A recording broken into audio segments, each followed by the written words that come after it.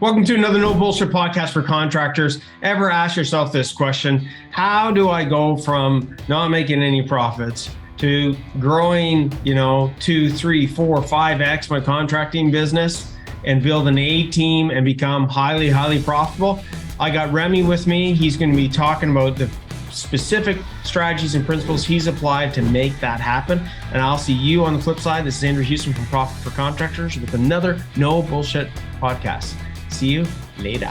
Until right now, this very moment, contractors have always been on their own, not as tradespeople, but being alone and knowing how to take their business to the next level. They call us working class. They call us blue collar. They say that we don't have the smarts to become the business owner that we're meant to be. That is such bullshit.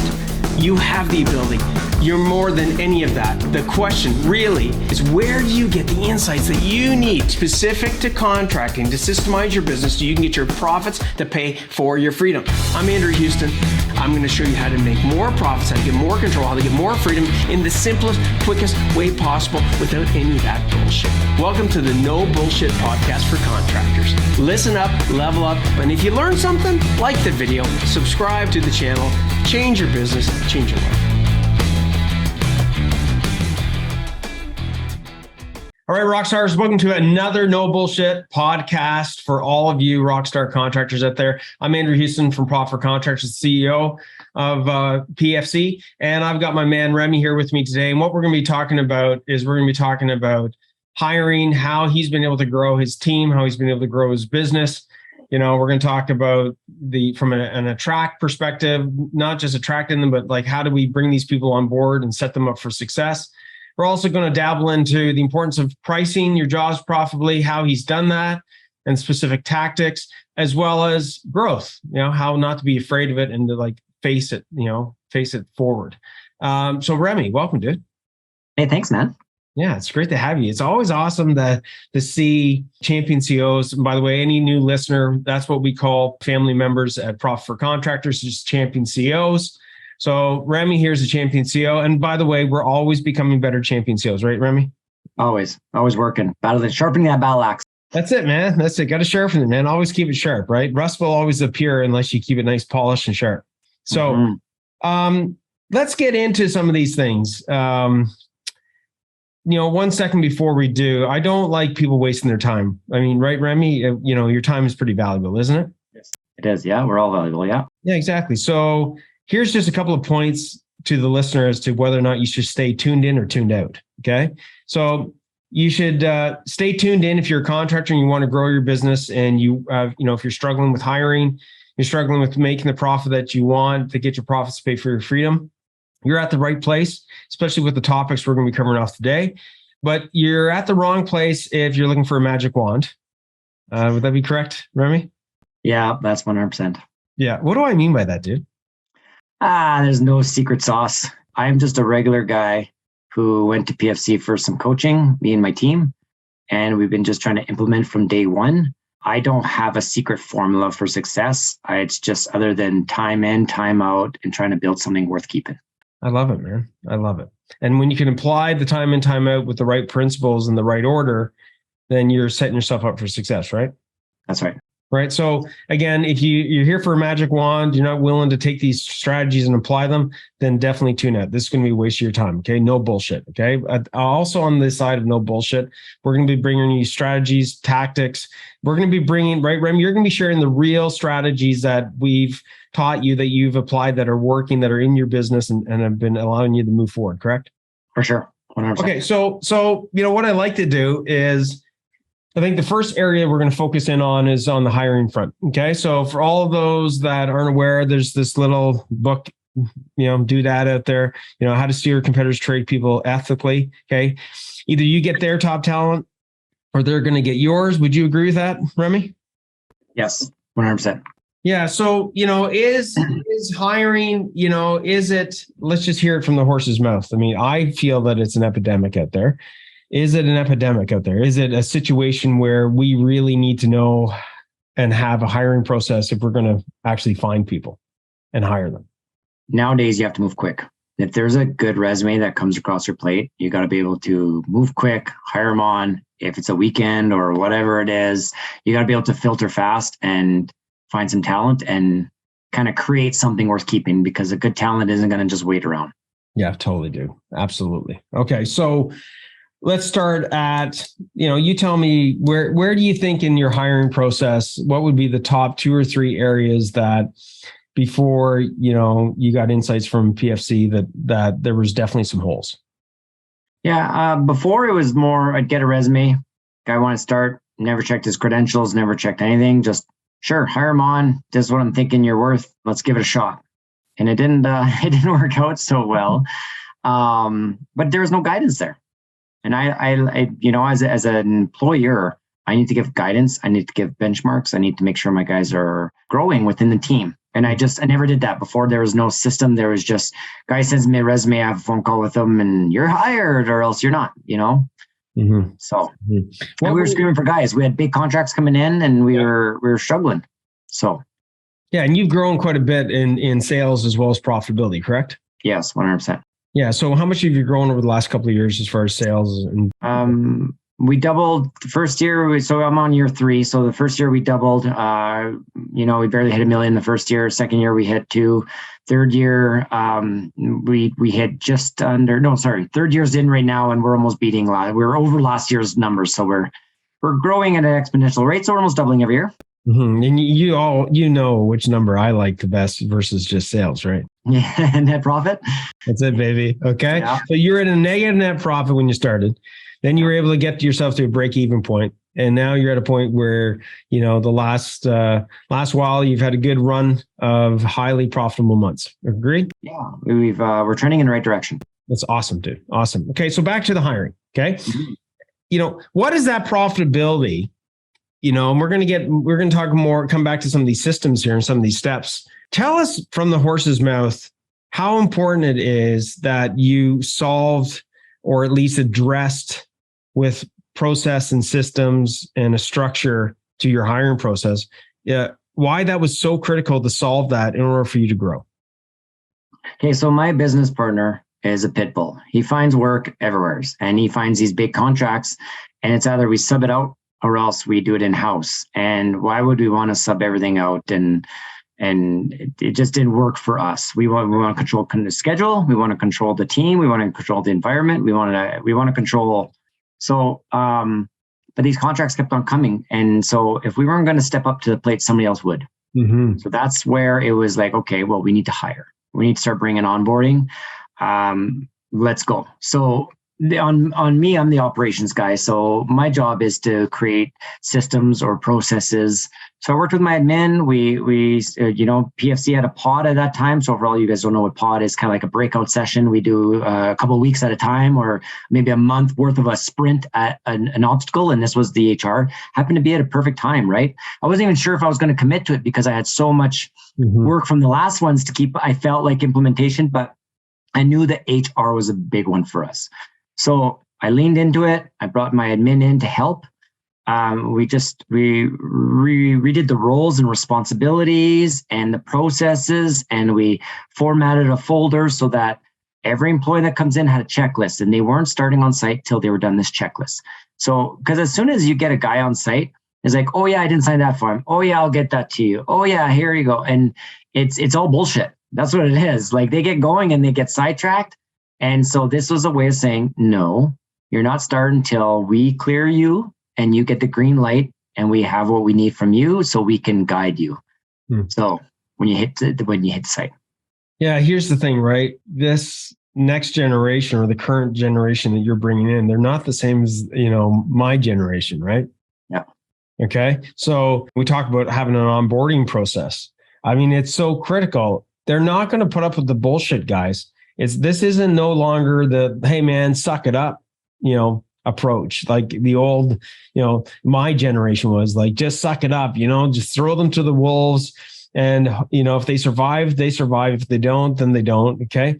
We can't afford them. Okay. We can't afford them to not succeed. And especially we can't afford them to fail. Like you look at even from the perspective of you've put out the ad, you've gone through this process, you get the person, to want to work for you. And then you set them up for failure. And then it's like, what the hell? And then you got to start all over again. Right. Yeah. So, I mean, now that you're bringing these guys on, how much better is your success rate? Well, I found that I'd get guys right to the starting line and something would fall apart. Like I've got some older guys that can't run their phones, and we're a technology company. Like right now, Builder Trend is our daily logs, our to-dos, our schedule. So if you can't work your way around a simple app, you're going to cause me a lot of headache with me approving your time, because your time's going to be to the wrong job. It's going to reflect different on my bookkeeper is going to have to do more work. So hiring the wrong guy was so critical. Like that's preserving our time, because like employees, our time suck if you can't set them up right. Mm-hmm. So, and then you get the opposite end of the spectrum. You get the young guys with no experience that could run an app, but just don't know how to take guidance. So there's a little bit of both, right? What kind of, am I hiring a millennial? Am I hiring an older gentleman that just wants to be kind of a floater? Like it depends who you're hiring. And so now I'm a little more strategic on how to enroll them and make sure they got what they need so that I preserve my time to do what I do best. And that's create more systems for the team. I love it, man. So I love it. When onboarding, you're asking me, how has that made a difference? Yeah. Well, now if I can take all the obstacles out of the way for the first week and I get maybe some people on site to maybe train them a bit, now I start, passing down the torch to somebody else to help them. And then I don't get sucked into this vortex of running to site because somebody can't do something. Right. And without process, without systems, you wouldn't have been able to delegate that and not just delegate it successfully. Yeah. Right. Okay. Yeah. Well, you actually had nothing to delegate before, right? It was just you. It was like you were it. It was just you, right? So, when we talk about communication, let's talk about we're talking in the sphere of hiring. Let's talk a little bit about retaining. Okay. Everybody here that's listening in, we focus so heavily on hiring, and you need to have a hiring system. You need to get that working. Either you raise your hand, we can help you out with it, or maybe get somebody else or what have you, but you got to do something about it. You got to have a hiring system. Okay. Let's talk about your current team. Every listener is, at least the people that we really find having the right culture are people that have a team and they're willing and they want to grow a team. Okay. Like yourself. Right. So when you look at retention, starting with communication, where was your communication at? And I want you to get into eventually talking about these different meetings that we have and different means of communication. But what was it like before? How chaotic was it before you had these systems in place and things? Look at you're smiling. Yeah, it was just like, well, get to work and do it. I understand what's going on, so why can't you? Right? That was a big issue with us. We never had really a job rollout. We never really had a team that could absorb it. So now we're just a little more specific. Here's a to-do list for that suite. If it's not on to-do list, don't do it. So there's a lot of hours that are burnt up, us wasting, just guys trying to fix things that we weren't even on our scope of work.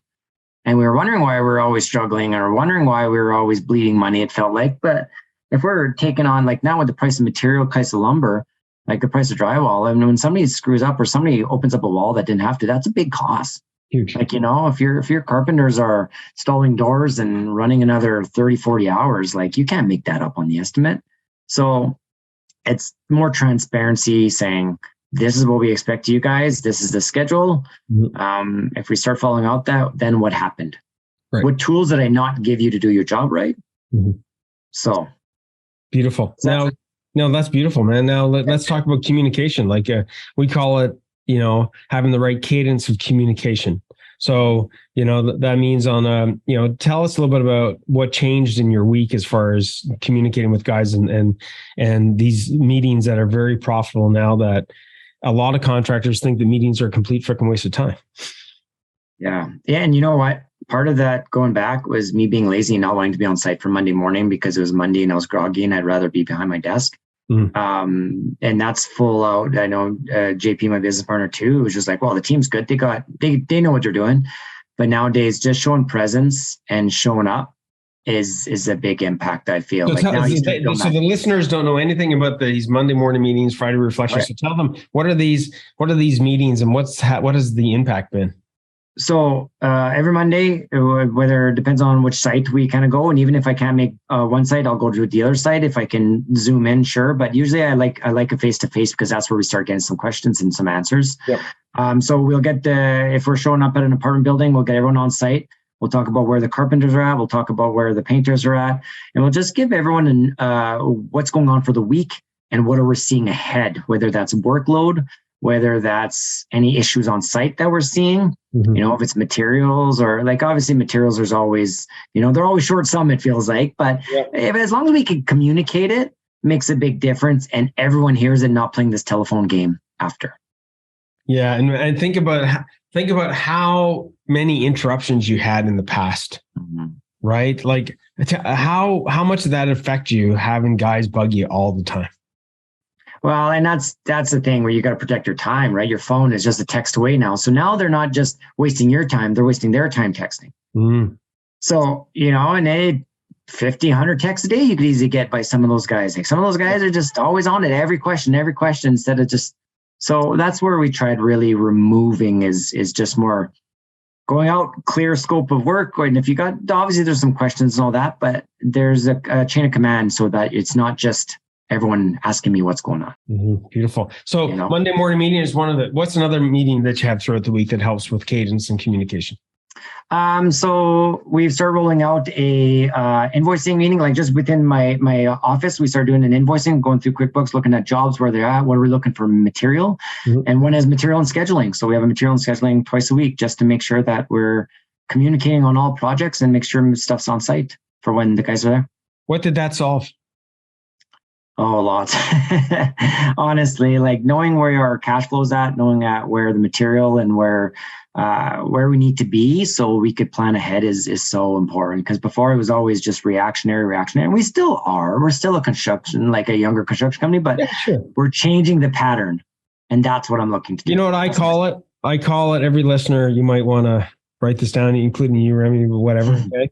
Systemize the routine and humanize the exceptions. Say it again, systemize the routine. So systemize the things that really are routine, okay? Like, hey, every Monday we're going to meet because every Monday we got to lay out the plan for the week. That should reoccur every single week. Why? Because there's a Monday in every week, right? So systemize the routine, right? You got to order material.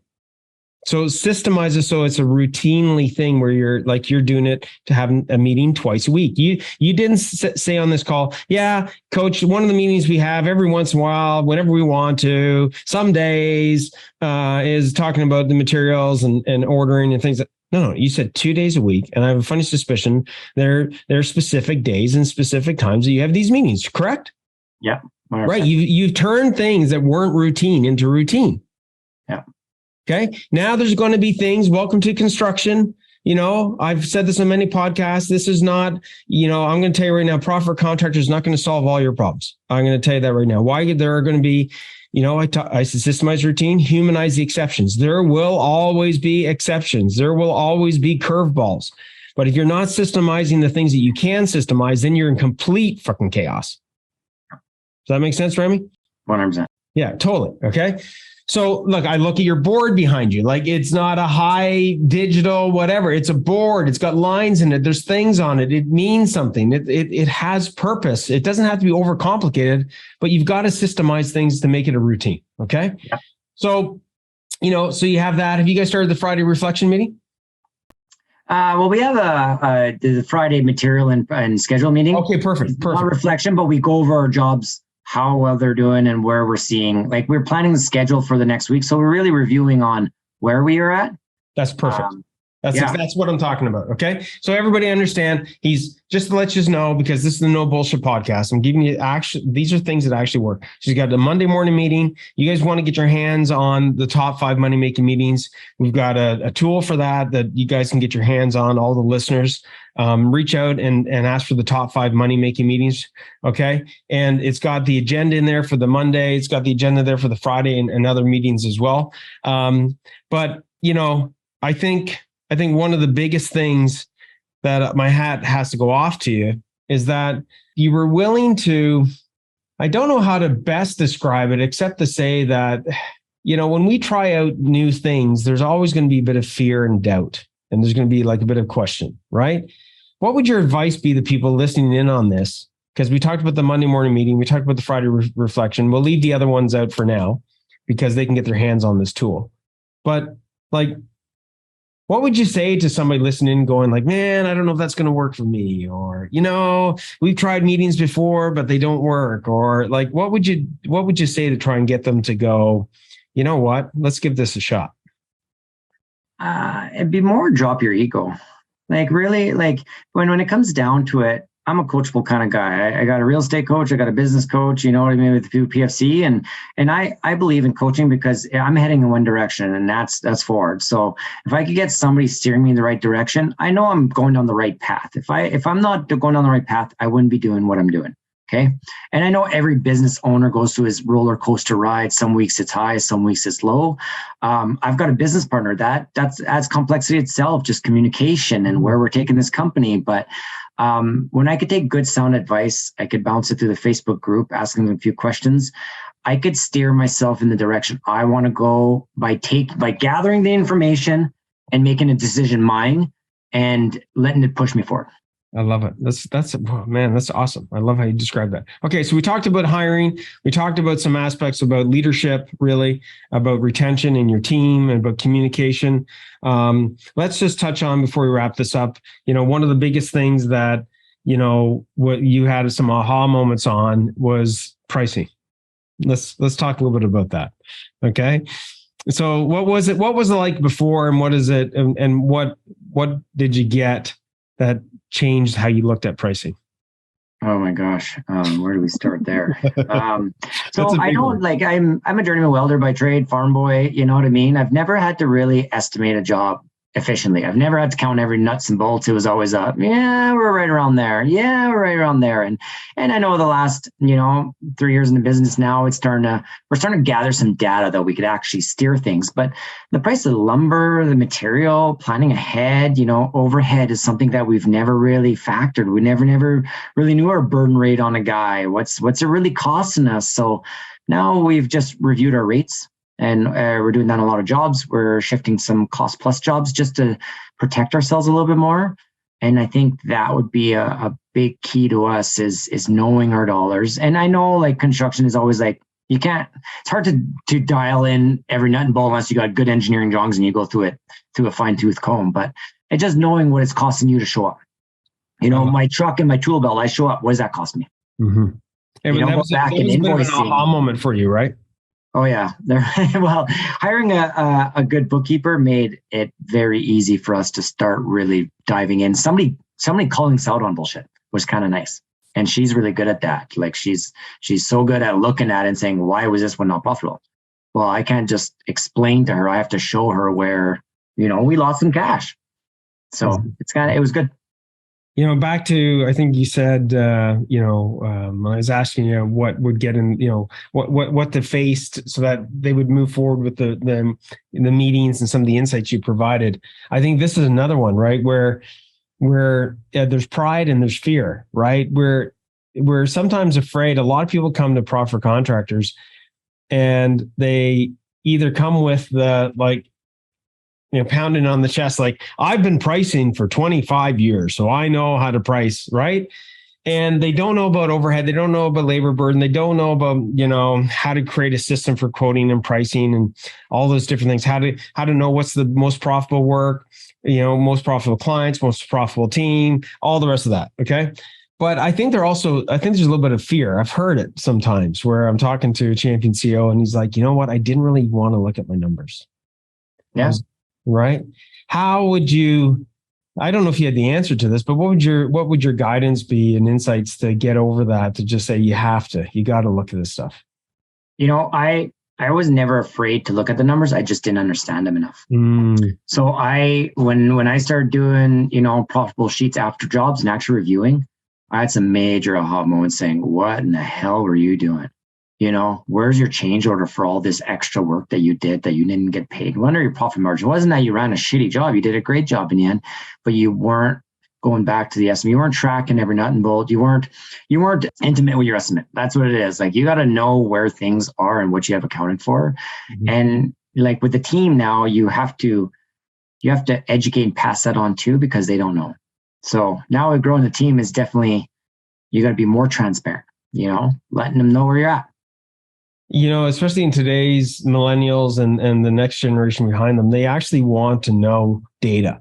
They want information. They want technology. They want to be able to have the ability at their fingertips to make it to change something, right? To get the result that that you guys are after, the owners are after. But again, if we don't provide them with that information, I mean, they're running blind. Yeah. So before this, your team must have just been pushed by just work harder. Yeah, work smarter. Like, you guys should know better. You've been working with us for a couple of years. Like, I've only have 2 employees that have been longer than 3 years. Other than that, it's all newer employees. Obviously, the company has morphed. I've changed. We could have probably trained some of the talent that we lost and mm-hmm. made them really good superstars, or not superstars, but we could have made them some good team players. Yeah, sure. But yeah, I've got tough skin. That falls on me. And I just don't want that going forward. So I'm making the changes now so that I can reap the reward going forward. That's spoken like a true leader, dude. How many employees you got now? So at the moment, we are 16. Okay. So of staff. So 2 office and the rest is field. So you probably hired like 10 people in the last since you've been working with Profit for Contractors, correct? I've hired probably since Profit for Contractors. I didn't have I had 1 employee when I... Okay, so like 15, 16. Yeah, I'd say plus that. We've lost a few, so I'd say over 20 we've brought in-house in the last few years. So guys, the hiring process works. He's got a team now that, is supportive of where he's going. He's got the right level of communication. He knows he's pricing his jobs profitably. He knows his numbers. He's gone from being in the red to being breaking even to now being profitable. And these are some of the most profitable months you've had, correct? Oh, 100%. Yeah. This last 6 months have been really good. So this stuff works, right? Yeah. This stuff works. So what would be your, wrapping this up, what would be your, if you were to say to the listener, if there's one thing you want them to hear from you, what would it be before we wrap this up? I think as a contractor, you're made to be a hare, you're made to be a bunny and go as fast as you can and give her and try to do 100 things, but it's hard to slow down, but slowing down and creating good systems is worth way more in gold than just trying to plow through it. Like, sometimes you just got to build something to make it work, but then you got to go review it and adapt that system to fine tune it. I feel like that's what I felt at PSC. Like, when we first jumped on, it was like drinking out of a fire hose for sure, because you got all this knowledge, and that's okay, because you need to know a lot about a little bit of everything. Like, you need to know everything that's going on, but then you just got to start working at it one at a time. That's right. This division here, work on this one, work on this. Our hiring didn't happen. It wasn't like it was a sprint and overnight we had all these stuffs. No, it was my admin. Here's some roles. I want you to redo these. Here's the hiring process. Go through it. You know what I mean? Like, bringing part of the team on and on some of the coaching was great too, because they understood why I'm steering this way, because now they got the training too. So I feel it's not just me. It's a team effort, and that's where we're steering to. So. That's really good, man. Even the recent calls that we've been having, with JP and yourself, which is the other partner. I mean, the calls that we're having is really getting you guys to be on the same page, right? Yeah, we're different. We're different people. Like, he's old school, let's get her done, and I'm the realistic guy in the background saying our systems need to support that system, right? Because I don't want to go hire 10 people tomorrow to have them all quit in a couple of months. Like, that's not my goal. I want a good long trend of a company, something worth keeping, something worth having. Beautiful. Okay, dude, great. My last little wrap up would be, listen to Remi. No, I'm serious, man. Like, you said something that really hit me, which is the importance of slowing down. We're so, one of the things that puts a Band-Aid on something for a contractor is they put in more hours. They work harder and they work harder and they work harder, or they're trying to work faster and faster and faster. And that does put a little Band-Aid on something. It does mask some things. Okay. Like, okay, if I'm working 60 hours now, if I work 70, I can get this job done, then start the next job. But I'm going to tell you is what Remi said is so true. it's not about going faster.